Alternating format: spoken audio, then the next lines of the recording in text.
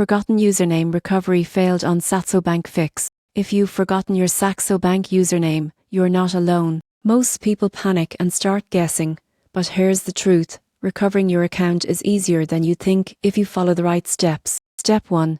Visit the Saxo Bank login page and click on Forgot Username. Enter the email link to your Saxo Bank account. You should receive an email containing your username or a secure link to reset your login credentials. Step 2. If you no longer have access to that email, don't worry. Gather important account detail such as your full name, recent transactions, or any linked bank accounts. Saxo Bank support uses these details to verify your identity and help you recover your username manually. Step 3. Check your inbox, spam, and junk folders for the recovery email. Follow the instructions carefully and avoid creating multiple requests as that can slow down the process. Step 4. If automated recovery doesn't work, contact Saxo Bank support directly. Provide all your verification details and explain that the automated process failed. Their team will guide you through a secure process to regain access. Remember, forgetting your username doesn't mean you've lost access permanently.